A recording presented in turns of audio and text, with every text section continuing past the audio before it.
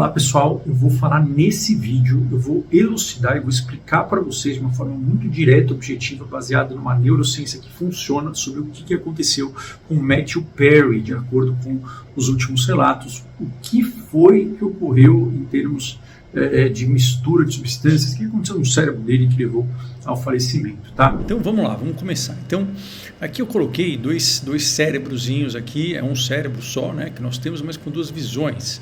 Essa daqui, na esquerda, é a visão do cérebro, teoricamente, em depressão, né? Seriam as áreas acometidas ou as áreas que estão ali ou hipofuncionantes, que não estão funcionando bem na depressão. Você veja bem que eu falo em áreas cerebrais, em circuitos, porque o nosso cérebro é um sistema elétrico e a parte química ela serve para facilitar ou não essa comunicação elétrica, tá? São só mensageiros. Mas existe essa diminuição nessas áreas, né, e esses sintomas em depressão, enquanto na ansiedade, algumas áreas são parecidas, mas aquela área ali de baixo, que tem a amígdala, tem uma área responsável pelos sintomas físicos intensos, né, às vezes até que cheguem a uma crise de pânico, mas sintomas realmente de ansiedade físicos, de ativação adrenérgica, e a questão dessa parte aqui de cima, né, que dá esse loopingzinho, seria a questão da parte da preocupação, das obsessões, dos pensamentos negativos relacionados à ansiedade. Bom, dito isso, ele estava em uso de ketamina para um possível quadro depressivo e poderia melhorar também sintomas ansiosos? Poderia também. Tem menos estudos para ansiedade, tem muito mais estudos para depressão, mas se a gente considerar onde ela atua numa areazinha ali, ó. Ela vai aumentar, vai atuar sobre um receptor de glutamato que fica numa areazinha ali em ciminha, ó, que é comum, que é uma área que todo mundo, né, deveria ter bastante bem treinada ali no córtex pré-frontal dorsolateral. Então, teoricamente, ela teria um efeito também. O que a ketamina faz? A ketamina ela bloqueia um receptor desse glutamato aí, um receptor chamado NMDA. Mas vamos entender um pouquinho o que é que isso leva na prática. Então aqui a gente vai dar um saltozinho no conhecimento que vocês têm sobre como funciona o nosso cérebro. Então, aqui essa partezinha ela tem 3 neurônios, tá? Tem um neurôniozinho, que é um neurônio que responde muito a glutamato. O glutamato, ele vai lá e ele tenta se encaixar num receptor chamado NMDA. Só que a ketamina vai lá e bloqueia, ó. Ela é esse amarelinho ali, fala, não, né, cartão vermelho para o senhor, não vai atingir aqui. Quando ela bloqueia esse receptor neste primeiro neurônio, né, cortical, o que acontece? Existe uma inibição do segundo neurônio. Por quê? Porque o glutamato ele é um neurotransmissor excitatório sempre. A dopamina, a noradrenalina, enfim, a serotonina, teoricamente elas seriam neuromoduladores, porque às vezes elas vão excitar, às vezes não, mas o glutamato ele é um neurotransmissor excitatório, ele sempre vai aumentar a velocidade do impulso elétrico. O impulso elétrico porque o cérebro ele é elétrico e na verdade o que acontece é como se fosse uma pilha, não precisa entender direito, mas entra muito sódio e cálcio na célula, isso inverte a polaridade do neurônio, o neurônio fica todo positivo normalmente para fora, negativo para a gente, você inverte essa polaridade, você cria uma diferença elétrica entre um polo e o outro, e aí isso gera um campo eletromagnético que faz a comunicação andar ali numa velocidade próxima da luz. Então, na verdade, é como se fosse ali o glutamato, ele funciona fazendo isso, fazer essa despolarização, mas ele é impedido disso pela ketamina, então ele não estimula esse segundo neurônio. Só que esse segundo neurônio, o que ele é? Ele é um neurônio que é GABAérgico. O que é o GABA? O GABA é o oposto, né, do glutamato, ele é basicamente o freio do glutamato, ele faz o estímulo nervoso ser freado. Então, quando você usa a ketamina, você está o quê? Você está cortando um freio. Por quê? Porque você não deixa esse neurônio GABAérgico, que é o freio, funcionar. Você cortou o freio dele. Só que ele também se comunica com outro neurônio, que é o quê? O neurônio de glutamato. Quer dizer que sobrou um glutamato aí, está aí viajando. Esse daí que iria inibir, ele não está inibindo mais, porque ele foi travado, e temos um glutamato sobrando ali, agora ele está em verde o glutamato, e aqui nesta área A gente sabe que também os receptores NMDA estão bloqueados, só que nesta área tem um outro receptor, que é o receptor AMPA. E o AMPA, ele é como se fosse ali um deus Odin. Por que o deus Odin? Porque ele vai forjar e vai nos dar o quê? O martelo do Thor. Vocês estão viajando, estão falando, nossa, esse médico está viajando. Realmente a gente faz isso para decorar, porque não é fácil. Mas o nome é esse mesmo, o receptor é AMPA e ele vai estimular uma proteína chamada mTOR, que não é pelo martelo do Thor, mas ela funciona como se, vamos imaginar ela como se fosse realmente o Mjolnir, o martelo do Thor, e ela junto com o BDNF, ela faz de uma forma muito rápida o quê? A produção de espículas de dendritos a mais neste neurônio. Então, dendritos vão nascendo, e esses dendritos eles vão querendo, eles vão procurando, vão se conectando ou com outros dendritos ou com outros axônios. Então existe um aumento quase que instantâneo da conectividade entre os neurônios do seu córtex pré-frontal quando você usa ketamina. Por isso que ela tem efeitos antidepressivos muito rápidos e ela é indicada para quadros de ideação suicida aguda, porque de fato ela consegue fazer com que haja uma mudança nessa perspectiva, uma mudança de visão de mundo, de pensamentos muito rápida. Tem essa hiperconectividade pré-frontal. O problema é que isso aí, depois de 2 semanas, isso não se mantém e tem se estudado alguns esquemas para tentar manter esse efeito, enfim. Por quê? Porque para a gente fortalecer essas sinapses aí não tem jeito, né? Aí a gente precisa de uma memória de longo prazo que só é feita através de treinos de neuroplasticidade. Enfim, basicamente a gente precisa malhar esta área, lá é o mTOR ali, a ketamina como se fosse um anabolizante, tem que ter o BDNF, que é o nosso regadorzinho, só que tem que ter o exercício físico também, né? E isso que é feito com as nossas psicoterapias, sendo que a maioria delas tem que ser treinos práticos e envolvem estratégias da linha cognitivo-comportamental, mas basicamente é você malhar essa área aí, porque isso leva uma memória de longo prazo, tá? Essa memória de longo prazo, ela fica muito mais, ela é mais consistente, ela é mais larga e passa a corrente elétrica muito mais fácil por ela, então ela tende a se manter. Mas isso, enfim, mas é assim que a ketamina funciona. E aí o que acontece? Tem uma ativação ali, ó, verdinha, na parte pré-frontal, tem uma melhora aí depressiva. Puxa, legal, né? Só que o que acontece? A ketamina ela não faz só isso, está em inglês aqui, mas olha quanta coisa ela faz. E ela faz isso dependendo da dose. Então, em doses baixinhas, ela vai ali aumentar o nosso BDNF e o nosso martelo do Thor aqui, que é tudo que a gente quer. E ela vai aumentar a homeostase sináptica, ou seja, vai criar sinapse, é isso que a gente quer também, né? Antes de continuar o vídeo, eu preciso te fazer um convite especial. Aqui abaixo do vídeo tem um link na descrição, nos comentários.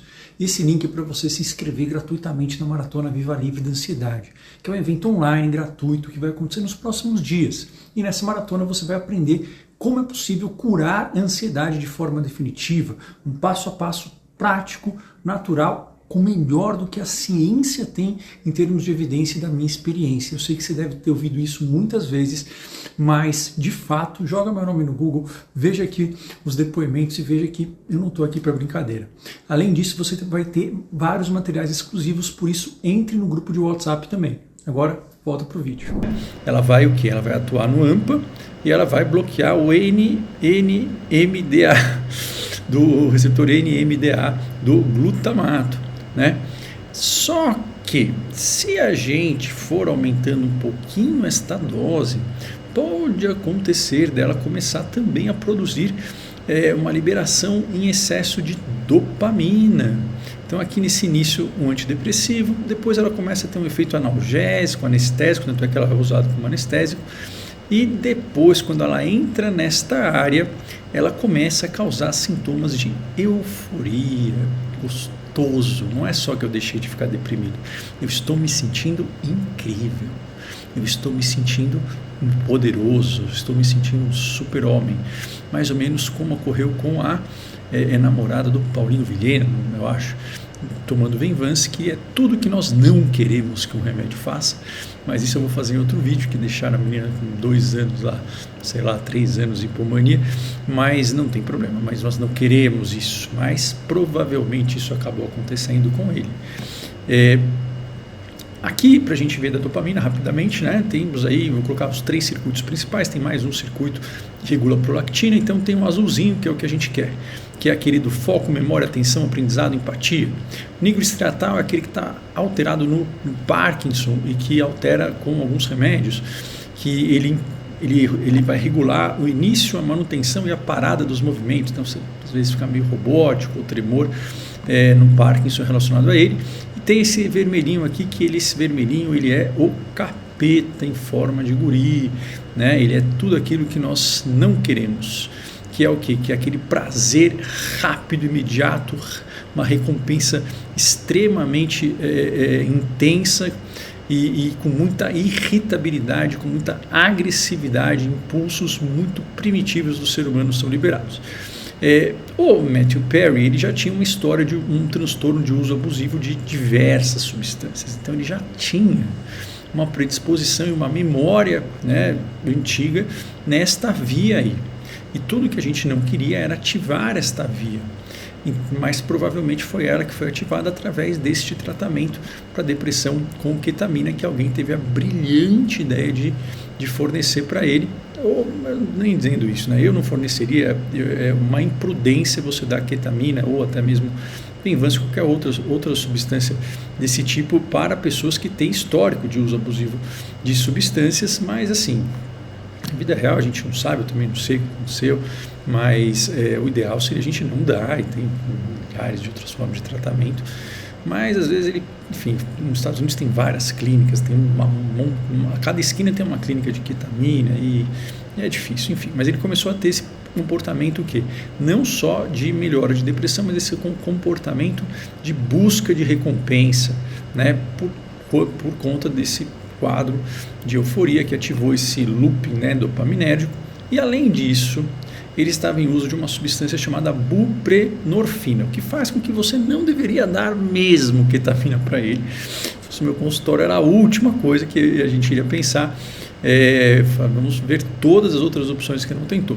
Porque a buprenorfina, ela nada mais é do que um opioide. Opioide são medicações derivadas do ópio.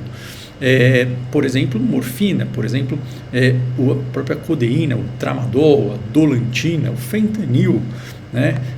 Todos eles são opioides e são medicações que causam, além da sedação, do alívio da dor, elas causam a sensação do gostar, porque a dopamina não tem a ver com gostar, tem a ver com procurar, mas o gostar tem a ver com os opioides. Então esse é um opioide que ele tem uma meia-vida mais longa, ele é usado para você se livrar ou para você desmamar de outros opioides, que ele provavelmente era dependente. Mas o que acontece?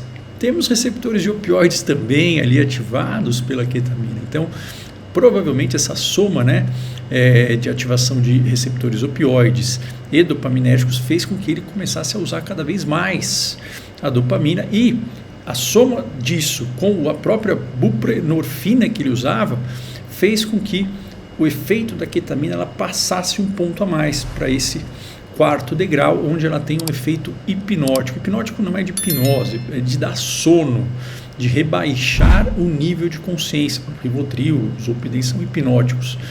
E então houve um rebaixamento de nível de consciência, e quando isso ocorre, normalmente você tem uma parada respiratória, que é um risco também que nós temos quando nós ingerimos Rivotril com álcool. É pequeno esse risco, viu? O problema é que quando ele acontece, a maioria das vezes ele não costuma ser reversível. E aí isso, somado com o fato dele provavelmente ter problemas cardíacos, pelo que eu li, fez com que ele viesse a óbito, né?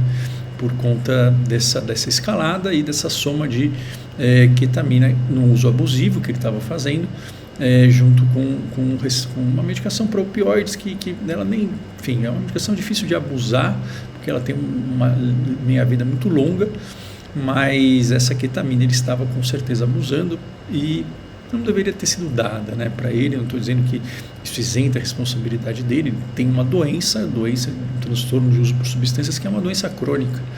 Então, que a gente tem que entender que tem altos e baixos, e por isso que tem que tomar cuidado, mas eu acho que o pessoal poderia ter sido um pouco mais cuidadoso nessa prescrição.